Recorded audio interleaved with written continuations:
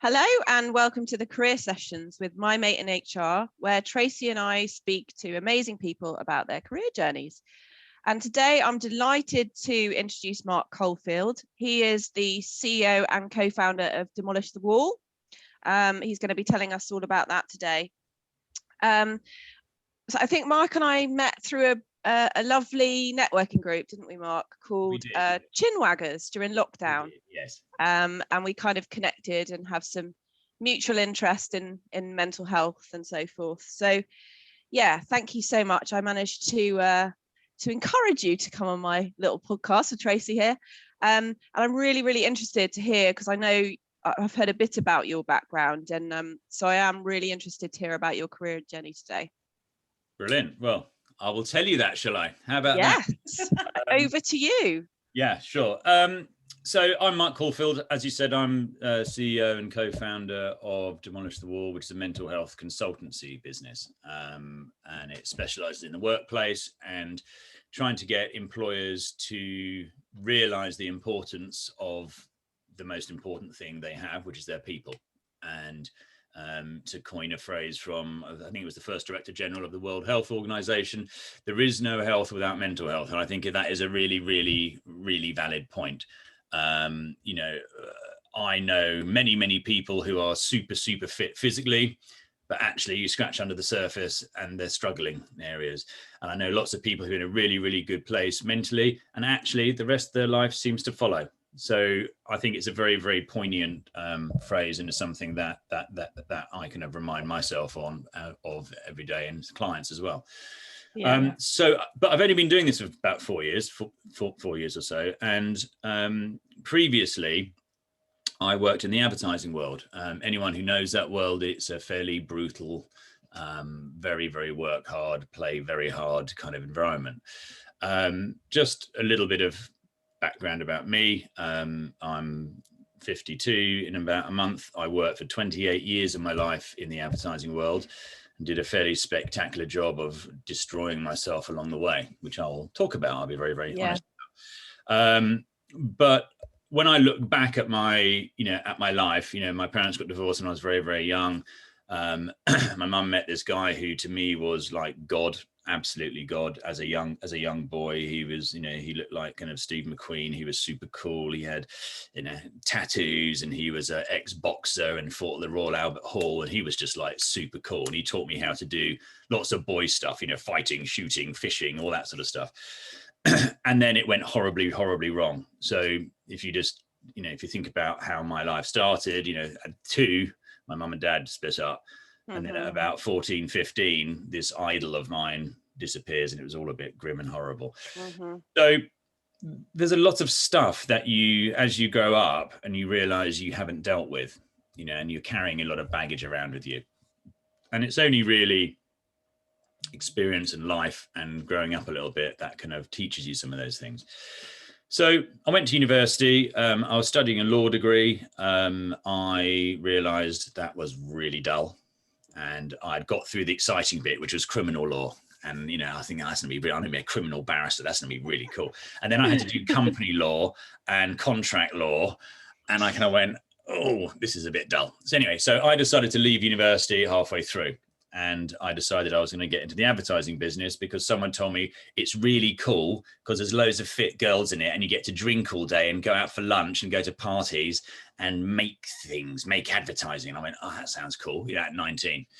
What I didn't realize is I wasn't a creative. I couldn't copyright. I couldn't art direct, and I hadn't finished university, which meant there's no way I could get into account handling because that had a really strange policy back in the 80s of, unless you have a degree, forget it. So I ended up in the media side of the business, right, which was much more kind of barrow boy, wheeler dealer. It was about media buying and the planning aspect, which was a more cerebral part as well. Yeah. I ended up as a TV buyer. So I was buying TV airtime, which is very similar to trading stocks and shares with a very similar lifestyle attached to it without the money. So yeah, a bit of a nasty cocktail there. So just to give you a kind of just a brief insight, my first day So my first day in working, right? So I was up there, I was in Soho in this very, very famous advertising agency called Ogilvy and Mather. David Ogilvy was one of the copywriters ever. So I walked in there to the media department on day one. So day one was me standing there gobsmacked as some bloke standing up, screaming down the phone, saying, "You fucking this, you," and slamming his phone against the wall. I went, wow, this is quite punchy. So got quite excited about that. Oh, is that how you speak to people? No, maybe it's not. And my first day was then a liquid lunch of 4 hours in the pub, 6 pints of Guinness. I thought I was a bit of a legend because I'd just come out of university. So I thought I can drink. Discovered I really couldn't drink to this level and slipped under my desk and was left under my desk for the day. They thought it was really funny. New boy, can't even stand up. Brilliant. Refused to let me eat anything and just kept feeding me. Where was HR? Can I just ask? Didn't have such a thing. Most agencies were very, very proud of the fact that we didn't have that. If I don't like your shoes today, you're fired. You know, it was that kind of right. There was something called personnel. Yeah. Personnel were it was I don't really see their point. So that was day one. Day 5. So on the Friday, and this is what the advertising industry was like at the time. I was taken on this tour around the building. Okay, I will not mention names, but I went into the creative department. All right, which at the time you always had copywriters and art directors working together, often in offices. All right. So she was taking me around. She took me first of all down to the car park, which is full of Ferraris and Porsches. I mean, it was like, as a 19-year-old boy, it was like, car porn everywhere you could see. And then back up into the creative department and took me into this room to find 2 said creatives snorting lines of coke at 8:30 in the morning off their desk, turned around and went, hi, I'm so-and-so. I'm Mark. And I'm going to go, what? And she just went, it's the creative department. You know what happened. And I kind of sat there and went, wow. Right. So this set a tone for what that life was going to be like. Mm-hmm. Anyway, so I then moved around to various agencies over a long period of time, and I actually my career did that, very, very quickly. Which, how did you feel at the time? Were you enjoying it? Yeah, I loved it. Yeah. I thought it was all super cool. I thought it was really, really brilliant. My mum was quite impressed when I came home the first day. Guess what I saw today? Did you? Excellent. That's brilliant. Yeah. Oh, right. And you said your career went like that. Why do you think it did? Because I worked really hard. I understood what I was doing. It's quite complicated, media buying. It's like trading, and I've always been quite good with numbers, which is interesting because I used to be appalling at maths at school until I got an amazing teacher. So one term before my O-levels, that's how old I am, O-levels, I got this brilliant teacher, maths teacher, who came in and said, right, Mark, I can get you from probably a U to at least a C in a term if you listen to him, and he basically taught me maths is really easy. The answer's always right or wrong.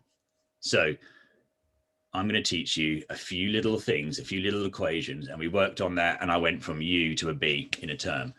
So I suddenly thought, actually, I'm quite good at maths. And I just didn't do it the way that my previous teacher wanted me to do it. So because of the way I'm quite quick with my brain in terms of numbers, and I can see things quite quickly like that, I became quite good at media buying, because that's what it's all about. You're on the phone, you're trading, you're going to, that's a good deal, that's not a good deal. And I just made a couple of good moves, and I worked really hard, and I was 19. So when you're really young, you can go out all night and you can be at work at 9 o'clock in the morning and you're fine. Yeah. Just not so good when you get to about 30. So I moved from job to job. It was that sort of business. You tended to move every 2 or 3 years. And I worked my way up. And by the time I was 28, I was a board director of the biggest agency in London. Okay, which was, I think I was the youngest board director ever. All right. Now that sounds brilliant, and I'm not blowing my own trumpet, because that's when the world started falling apart, because I was too young.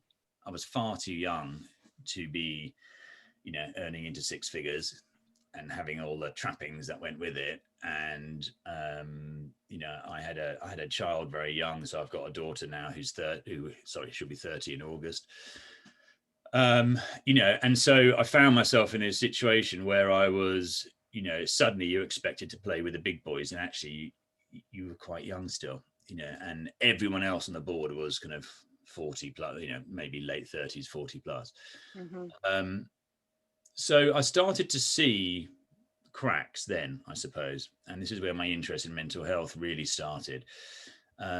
So I would say at about 30, I started to go, okay, I'm not sure whether I'm enjoying this quite as much anymore. And I started to find things that I adored before, which were things like this, presenting. I used to do lots of conference speaking, new business pitching all the time, presenting in every single client meeting, all of that started to become a real struggle for me.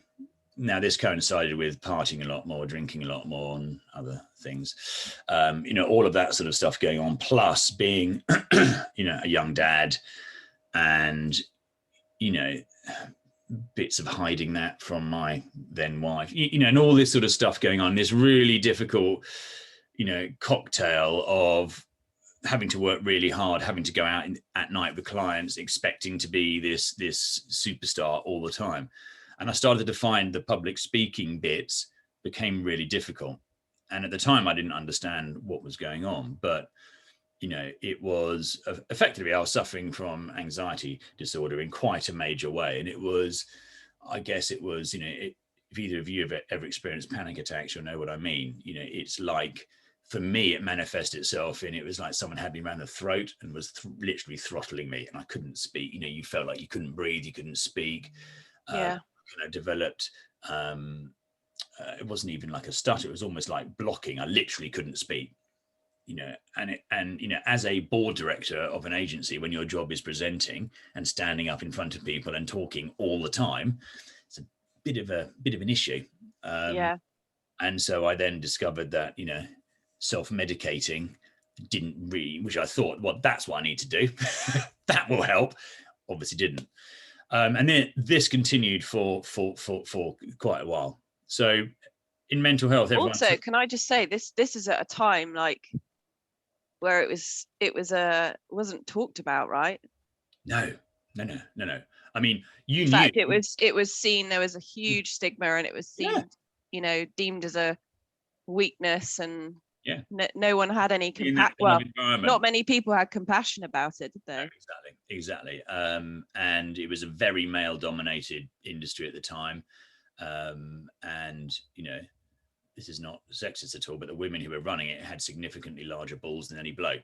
So it was a very alpha type person, whether you're male or female. It was really, really aggressive, and no one could, it was the classic thing of, what's the matter with you? I can do 50 nowadays, 7 days a week, pull yourself together, and so therefore it bred a culture where you couldn't say anything, where actually if you said something, you knew you had effectively ended your career. So you just carry on, and you get. So I'd ended up starting to avoid, if I could avoid being put on a new business pitch team, I would do everything I could to do that. I'd phone in sick. And people start to go, hold on a second, Mark, what's going on here? Because I was a superstar. So they're thinking, well, hold on, last time I saw you up on the stage, you were brilliant. What's the matter now? And people couldn't comprehend, couldn't understand it. So it, I suppose it just became a real burden for me. And, they talk about this 1 in 4 number of, people suffering from mental health. That is nonsense. It's higher than that, because that's a 1 in 4 diagnosed number.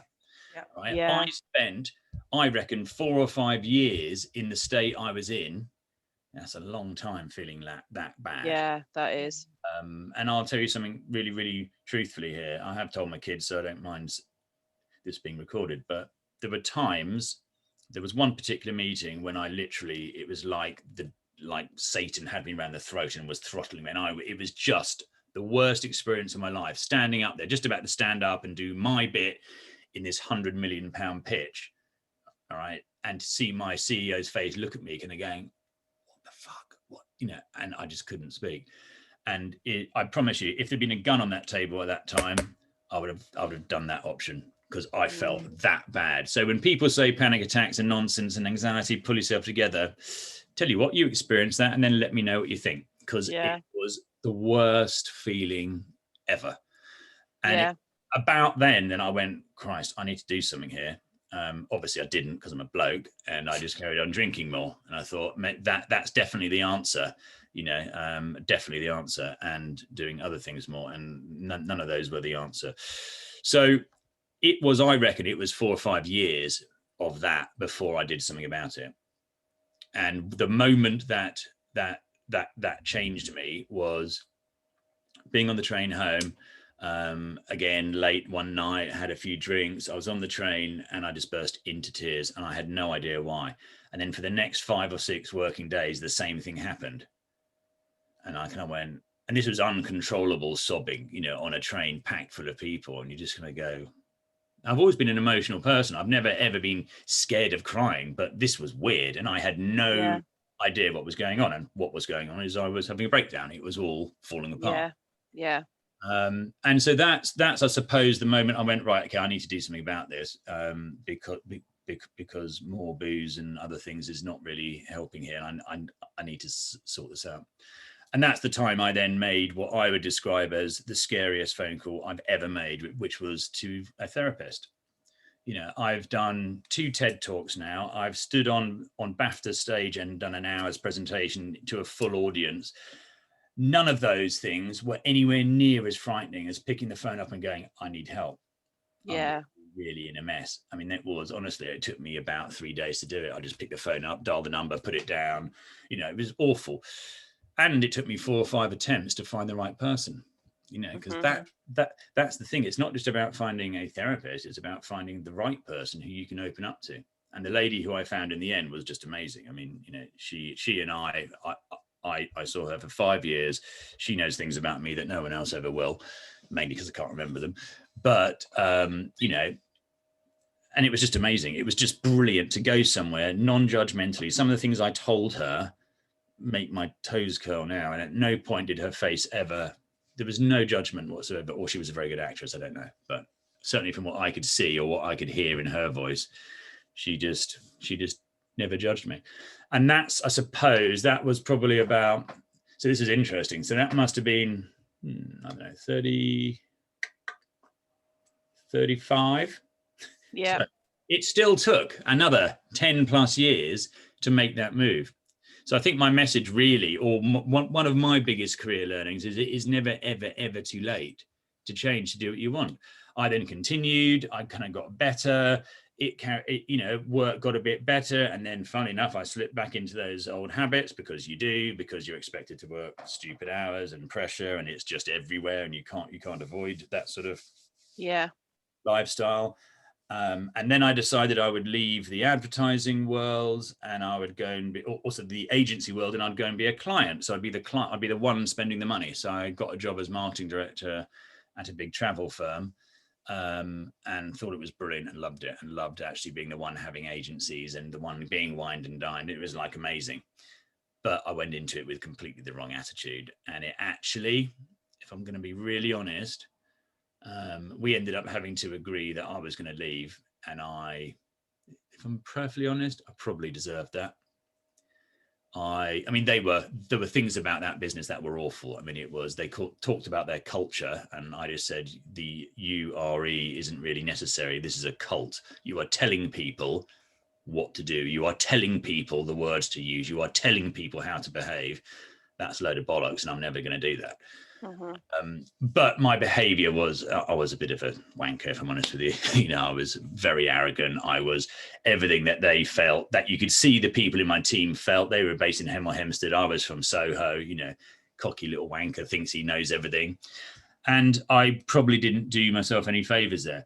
But you know what? It was the best thing that ever happened to me, because I then went, actually, going to be a client is not going to make me happy. Doing what I want to do is going to make me happy. And I wasn't anti-advertising. Most of my clients are in the advertising marketing space. I wasn't anti it at all. I love the industry, but I just decided what I need to do is what I love. And that's where I came to where I am now, which was looking at businesses are really, really guilty a lot of the time of driving people into the ground and driving people really hard in order to make the CEO's bonus, irrespective of what happens to them. And I don't think that's right. And so we looked at it from, John, my business partner, and I, we looked at it from different angles. So we looked at it from actually, first of all, there are lots and lots of people out there talking about things from the employee's point of view all the time. And we kind of went, that's great. But if we don't fix the companies, if we don't fix organizations and make them less toxic, what's the point of fixing the individuals? Because there's a horrible environment for more people in a really good place to go into and get damaged, or take someone out of an organization, fix them, stick them back in. Well, nothing changes. So this is one of the beauties of what we do now. I'm 52, John's 56. This is the one area of business that we've found that age is good. Mm-hmm. Ageism is actually works the other way around. If you're 25, people go, sorry, what do you know? We know because we're lived it. because we've been there and done it. John's got a similar story to me, although his story starts with being sexually abused at school for 6 years. So his story is significantly worse than mine. But we're both hard. We've both been there and done it. And it makes it a lot easier to have a grown-up conversation with the CEO. Yeah. To say, unless you're prepared for cultural change, real cultural change, and behave in a different way, don't spend any money with us. It's a waste of time, because nothing will happen. And we don't want to be associated with business who have done work with Demolish the Wall and then end up in a tribunal 3 weeks later because they're still kicking the shit out of their people. Yeah. So we want. So how long ago did you set up Demolish the Wall? About 4 years ago. 4 years. Yeah. And so we decided that things needed to change. We then had a kind of fortunate meeting with a guy who we both knew, who was an employment law partner of a big London firm. And we said, we're thinking of doing this. What do you think?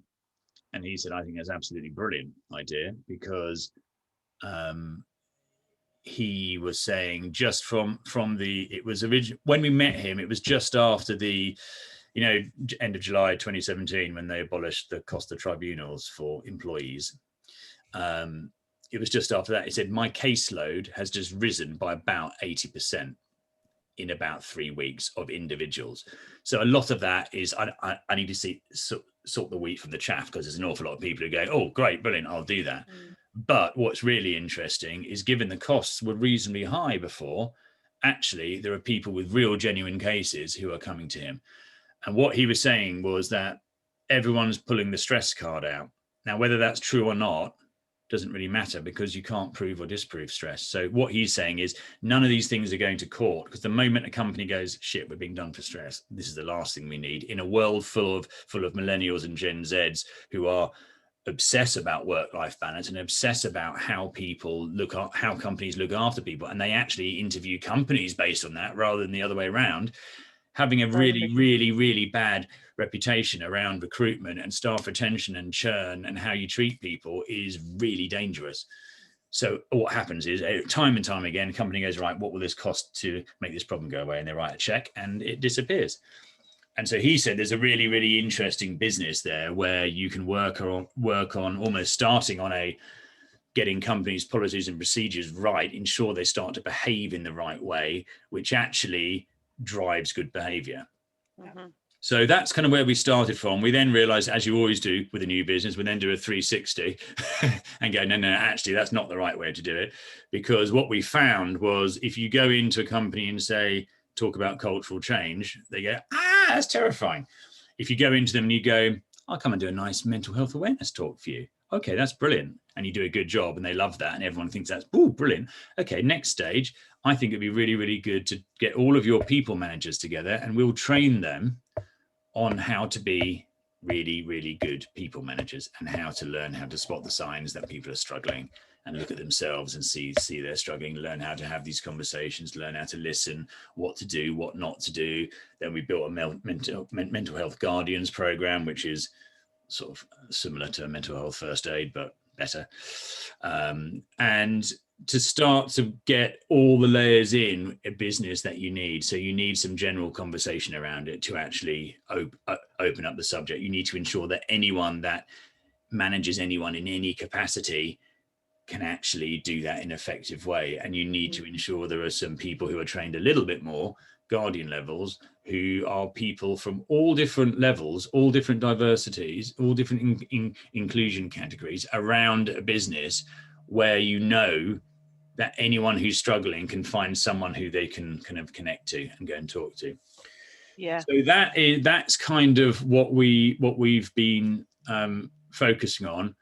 And then what we find quite interesting is we kind of get into other areas. So it starts to kind of, broaden a bit. So it's not uncommon for us to get involved in things like recruitment strategy. And this has been a real eye-opener for us, because you see people time and time again, all right? So you look at all different sorts of businesses. There are younger and younger people getting in very senior positions very quickly because they're very good at their craft skill, okay? Which is great, all right? But the way that business works is so archaic, in my opinion. If you're like a exec level person coming in here as a grad or whatever, right, and you want to get to the board, there's a process, isn't there? You have to become a manager of a client, then you have to become a manager of a team, whether you want to or not, whether you are capable of it or not. You then have to manage a P&L, and eventually you work your way up. The amount of people who, if you actually ask the right questions to, don't want to manage, have been forced to manage, have been too scared to say, I don't want to do it because I know it will end my career or it will limit me. The amount of people that you see in that scenario who are managers, you can go, well, but why can't someone earn big money and just be really good at the craft skill? Yeah. Why do they have to manage people? Because if you're forcing people to do it, I personally believe training could make a manager from good to great, but it can't make someone from crap to okay. I mean, you either can or you can't, in my opinion. I think the other thing is as well, one of the things I've seen in lots of the organisations I've worked is people get promoted for being technically brilliant. There's no assessment of their managerial capability. And so you're like, oh, Bob's a subject matter expert, so now Bob's going to run the team. And you're like, well, as you say, Bob doesn't want to run the team, but Bob doesn't know how to get a promotion, and he'd quite like a bigger house. Yeah, and Bob can't say no. And Bob can't say no. And actually, you've recruited Bob to do it because he's great at what he does, without actually trying to work out whether he's going to be any good at managing people. And that's a totally different skill set. It is. And I mean, I've worked in lots of very technical industries, and that has always been one of the biggest challenges, that people get promoted for the wrong reasons, and they want to be promoted for the wrong reasons. And that is, as you say, it creates a very negative environment where you just don't have the right people leading. Yeah. So true. Let's call him Bob. I remember working, there was this absolutely brilliant, lovely guy called Bob, and he got promoted. Again, I'm not sure he really had a choice to manage a team. He was absolutely brilliant at what he did. But it didn't work, the people management side of things, and he got axed. Wife and kids, I remember at the time just feeling absolutely horrible about it. Because you're setting people up to fail, and you're putting pressure, you're creating stress for the team because the person can't manage them, and you're creating stress for the individual because they're doing something they're not skilled in, and they're never going to be skilled in. Exactly. One of the biggest causes of stress in the workplace is lack of support and lack of training. So, businesses are particularly bad at going, oh, well, you're really good at whatever it happens to be at that. Therefore, in our heads, the next level up is blah. So therefore you must be good at that. It's like, well, not necessarily. If you look at a really highly skilled job, like an engineering company or an architect's firm, you could be fantastic at that craft skill. On what basis does that mean you've got any management skills? You might do, but you might not. And the best people who I've ever worked for actually haven't been exceptionally gifted at the craft. What they're brilliant at is they're amazing with clients, brilliant with people, or are just a figurehead. And that's absolutely cool. You look at, if you look at some of the stuff that Steve Jobs talked about, he said, yeah, I was a tyrant, I was a nightmare to work for, but I also had fairly chronic OCD and I was bipolar. So that was sort of my reasons for how I behaved. But what I always did is I always hired the best and I let them do their job. Yeah. So I knew, Steve Jobs always said, I knew what I was brilliant at, and I was brilliant on a stage. I was brilliant at selling our products to the world, and I was a very good ideas man. But you asked me to make anything happen, never going to happen, right? So he just had a bunch of people behind him catching these ideas. That's crap, get rid of that one. That's a brilliant one, back pocket. And he would have all these great people. So he'd have the best marketing director, the best sales director, the best product people, and they were just exceptional at that. And if you look at that Simon Sinek Start With Why thing, it's probably the best example, because there are better manufacturers of computers out there, but I would never buy a mobile phone from Dell or Hewlett Packard. But Apple could sell me anything in the world, just like Virgin. Richard Branson could decide to sell, better versions of this board, and I'd go, "Oh, brilliant! A Virgin board, that's great. That's gonna be amazing." on what basis that's the case, I do not know. And I think people who get that right, I worked at a place once where the CEO, he was talented, but he was scared, and he just continually hired mini-me's. And then he hired me, and then we had a massive argument after about 3 years, and that was that. But it's like, mate, funnily enough, you're always going to be only as good as you've been. So before you hired all these mini-me's, you were quite good, but you wanted to be very good. What you should have done is hired people who were very good and were different and had different views than you. What you did is you hired lots of people who would say yes to you. Guess what happened? You're the same. Yeah. But you're less profitable because you spent another £1 million on another 5 or 6 very highly paid people who just go, yes, yes. Agree. And you just kind of go, I find that frustrating. That's what I love about running my own business, because not every decision I make is a good one, but they're my decisions. Yeah. If I decide to not work with a client, I won't work with a client. And I will point blank refuse to work with people I don't like anymore. Lucy will know my rule is I don't work with arseholes. That's my base standard. Very good, love it. Don't work with dicks was one thing. Arseholes is better. I won't say any. Sorry, that sounds a bit dodgy, doesn't it?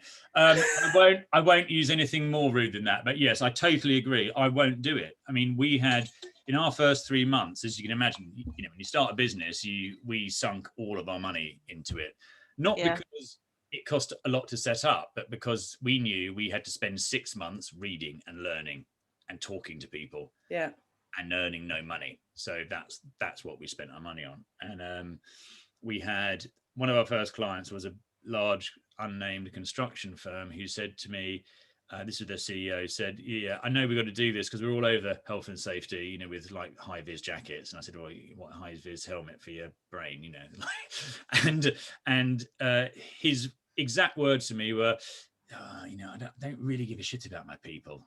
They're all a bunch of wankers, if I'm honest, but I suppose I've got to do this." And thankfully at the time we were brave enough to go, okay, shut my laptop, we're going to go. You can't do that. Well, I can, and I am, because I'm not going to work with someone who just has basically said all my people are arseholes. Well, I'm not into tick box exercises. Because if you want that, there's a million other people sort of doing what we do, but we do it because we really give a shit. Because I mean, what I find frustrating is, and I bet you see this in HR as well, but the amount of people who 3 years ago were GDPR experts who are now experts in mental health. It's like, sorry, just because you were sad for one day doesn't make you an expert in mental health, and you're just like this plethora of LinkedIn people who go from what's trendy next week, and I just find there are so many charlatans. I thought I'd move away from that, but there aren't. Sorry. Marc, you talked about some of your lowest career moments, I guess that point on the train. What about it? Have you got what's been a real career high for you? One of your sort of defining or lots happiest moments? I would say there's a client I'm working on at the moment, who I can't name because various reasons, but when I won that piece of business, it took 18 months to win it. All right. And lockdown got in the way, to be fair. Yes. But it was one of the first bits of business. There's been a couple of others, but this particular one was really, really special to me. It was one of the first ones that we'd won completely and utterly in our own right as Demolish the Wall, with nothing, no connections from the past, no mates sticking in a word for us, none of that. And you really realised that you had made it. That's a particular one from the moment. Back in the advertising world, I had one particular thing, which was there was a company called Walker Media, who were originally, the CEO of that was from a company called Zenith, who were a very, very big media agency at the time. And this lady, Christine Walker, was just, I mean, she was the kind of doyen of advertising. She was, I mean, incredible person. Everyone was terrified of her, you know, absolutely terrified of her. She just smoked 40 Rothmans in her office a day and drink whiskey. That joke, not joking. It was like a Peaky Blinders kind of set without the razor blades.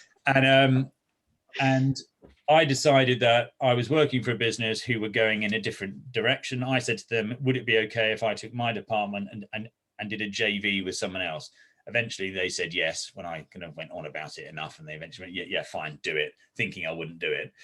And I did a joint venture with Christine and Phil, her business partner. And it was the most, you know, people were just like, oh my God. I said, yeah, me and Christine are like that. You know, we got on really, really well. And it taught me a very, very interesting thing. And it was, I was in the cab, in a black cab, on the way to do this final deal when we started talking about share splits and things like that.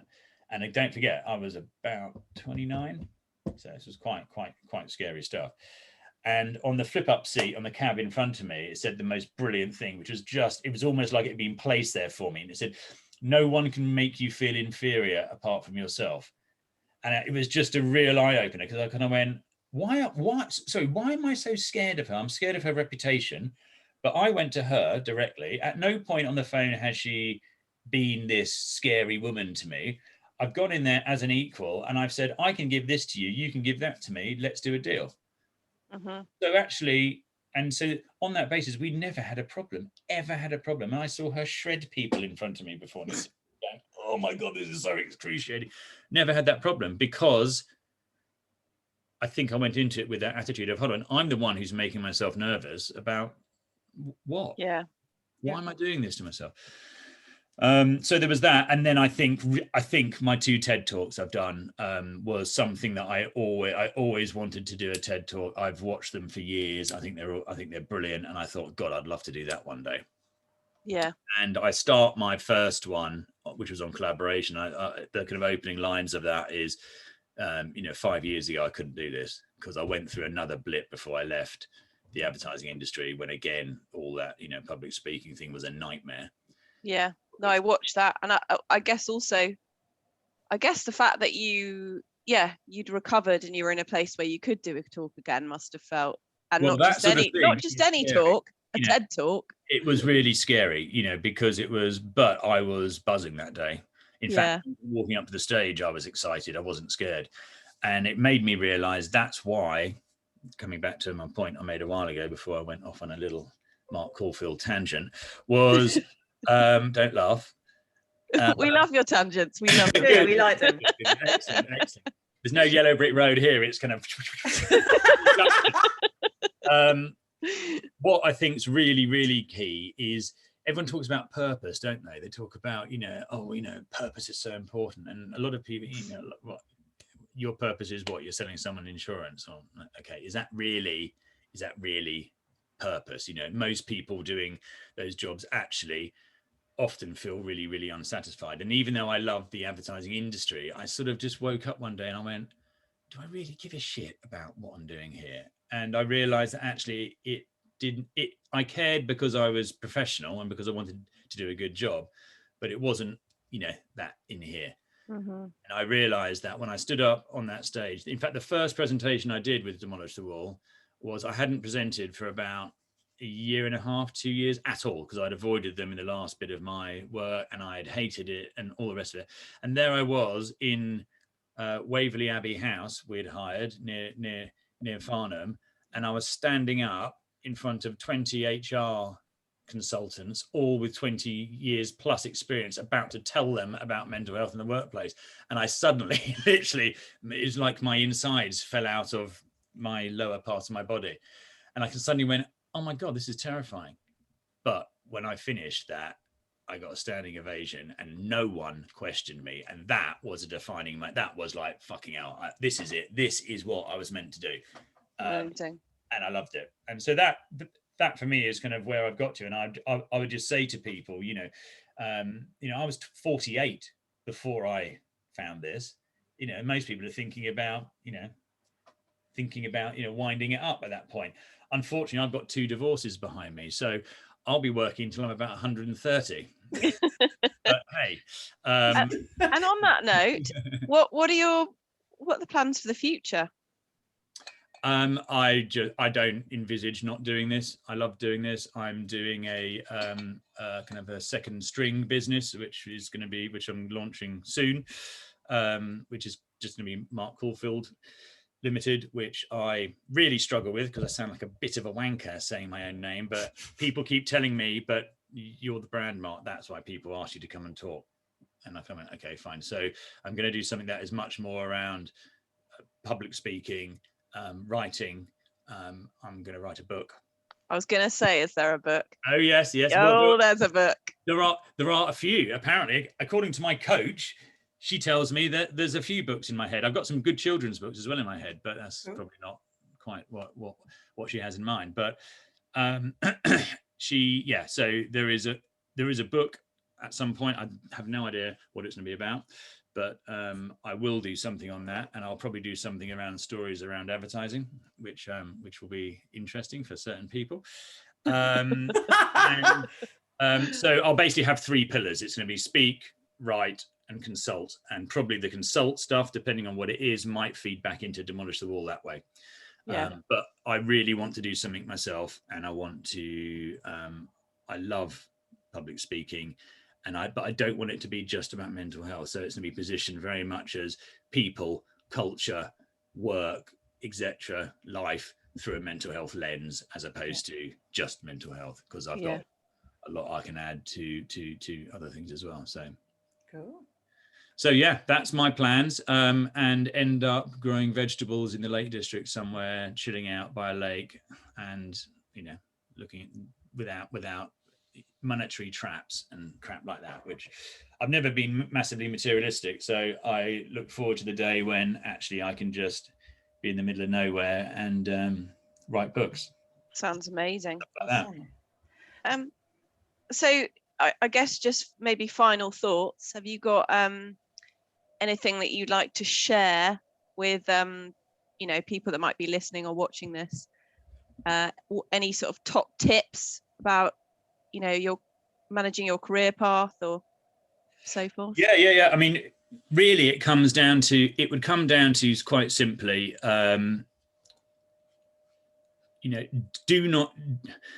try not to allow yourself to get financially trapped is my big thing. I earned a lot of money very, very quickly. And you then find yourself in this horrible cycle of you then get the house to match it and the car to match it and the holidays to match it and the wife to match it and all these things. Then it ends up costing you even more money getting out of it than you got into it. No, sorry, if you're watching, I was a joke. I would just be really, really mindful of what you want, what makes you tick as an individual. If your job in whatever it is makes you tick, that's brilliant. If it doesn't, always be thinking about what is the thing that gets you out of bed in the morning. Right? I'm a rubbish morning person, as you are, Lucy. Not, I know that, but you told me that as opposed to... Yeah, because that just got really briefly awkward for the record. Really briefly awkward. I'll just say, because you moved the podcast forward to 9 o'clock, which for me is a slightly not podcast ready time. Okay. We'll just do the audio next time, shall we? Yeah, just audio would have been way better. You don't have a face for radio, by the way. Oh, Marc, stop it now. No, so my point is quite simply is that I think it's really, really important to be honest to yourself, be true to yourself, and not allow yourself to get dragged into a world that just is all about money and things like that. Think about what makes you happy. Try and find out what makes you happy. It took me a long time to realize that, but it isn't too late. And I have got the energy now I had when I was about 30 for work. You know, the last 10 years I was in advertising, honestly, getting up in the morning was just like, I can't do this anymore. You mentioned that you had a coach, because sometimes I think it's easier said than done, you know, to find what you love or what you want to do. And if you don't know, what help would you say is out there? I think coaches are great. I've only had a coach for a little while. And that was predominantly around speaking. She's a comedian and does a lot of TV stuff and things like that. And and is amazing at bringing out potential in people. So she saw my TED talk, my first one, and said, I'd like to work with you because there's a lot more in there. So she's trying to find that. Cool. Anyway, I can't find it, but she will, I'm sure. I think coaches are brilliant. I think you have to be quite specific about what you want, because there's coaches and coaches, and there's life coaches, and there's this coaches, and there's coaches who tell you to eat muesli and get up at 5 a.m. and do a 15-mile run. And then there are coaches who are real, who spend a lot of time getting to know you as an individual. And coaching, in my opinion, is not dissimilar to therapy.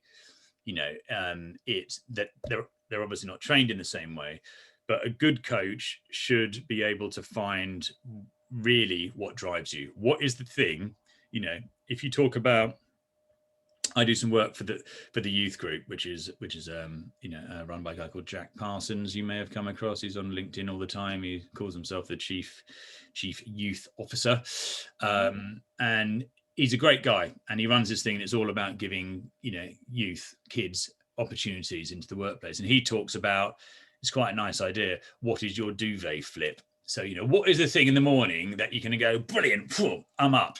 You know, what is the thing that's going to make you spring out of bed? And I think coffee. But does the coffee have to be brought to you first? Oh no, it's never brought to me. Oh really? Oh, so you have to get up. So that takes a while, does it? Yeah. So I have to wait to a point where I'm like, no, okay, I need a coffee. Really want a coffee. Duvet flip. I'm getting the coffee. For me, it's my husband coming upstairs, because I know my husband's a really morning person. He wakes up at like 6:30 just because he can. And I'm the opposite. So I'll stay in bed. And generally my duvet flip is when I hear him on the stairs and I know he's coming up to check I'm awake. That's why I'm going to get in trouble. Oh, really? That's knowing I'm about to get caught that I've actually not moved from the bed in the 45 minutes where he's got showered, made himself some tea. Yeah, I got in a bit of trouble. Some housework. I got. Do you know what? I absolutely. I love that. The duvet flip. I love that. What's this guy's name? Sorry. Jack Parsons. Jack Parsons. Yeah. I get in trouble for that quite a bit. Yeah.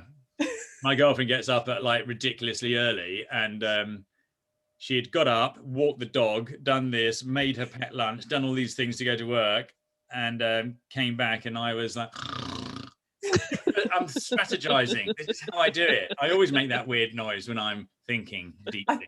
I think what upsets Simon most is not only do I not get out of bed, I immediately starfish. So it's like, oh, thank God you've gone. Now I can really get comfortable. Yeah. And I think that makes it that little bit worse. Yeah. You're like, out you get, come on. Totally. Well, listen, Marc. You'll probably want to cut that last bit. Sorry. No, not at all. I'm slightly conscious you've got to leave the house shortly. Yeah. So perhaps we should wrap up. But yeah, thank you. Duvet flip's definitely going to be featured in your little bio. Yeah, no, thank you so much for taking the time to talk to us and telling us about your career journey. It's been really interesting. Thoroughly enjoyed it. Thank you. Hope to speak to you both soon. I'm looking forward to the book, whatever it turns out to be. Yeah. Excellent. All right. Thank you, Marc. Thank you. Cheers. Bye.